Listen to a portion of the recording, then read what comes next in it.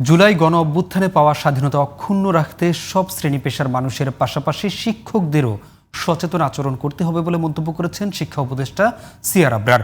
শনিবার সকালে ঢাকা কলেজে বিসিএস জেনারেল এডুকেশন অ্যাসোসিয়েশনের উদ্যোগে জুলাই গণ অভ্যুত্থান 2024 শিক্ষা ক্যাডারের ভাবনা শীর্ষক এক আলোচনা সভায় উপদেষ্টা বলেন, জুলাইয়ের স্পিরিটকে ধারণ করেই কাজ করছে অন্তর্বর্তী সরকার। এ সময় তিনি আরও বলেন, সময় এসেছে তরুণদের শ্রেণীকক্ষে ফেরত যাওয়ার, দেশ গড়ার কারিগর হিসেবে নিজেদেরকে প্রস্তুত করার। এ সময় বিসিএস জেনারেল এডুকেশন অ্যাসোসিয়েশনের বক্তারা জুলাই অভ্যুত্থানে শিক্ষকদের নানা উল্লেখযোগ্য ভূমিকা নিয়ে আলোচনা করেন।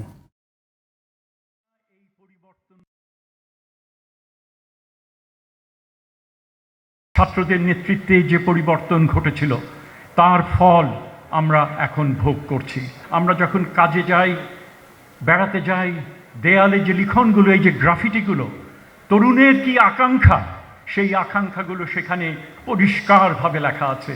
কাজে আমাদের প্রতিবার আমরা যখন ঘর থেকে বেরোবো, আমরা তরুণদের সেই আকাঙ্ক্ষার আমাদের সম্মান যেন আমরা করতে পারি। যে জীবন আমরা এখন পার করছি, তাদের যে চাহিদা, তাদের যে আকাঙ্ক্ষা, সেটা যেন আমরা বাস্তবায়ন করতে পারি।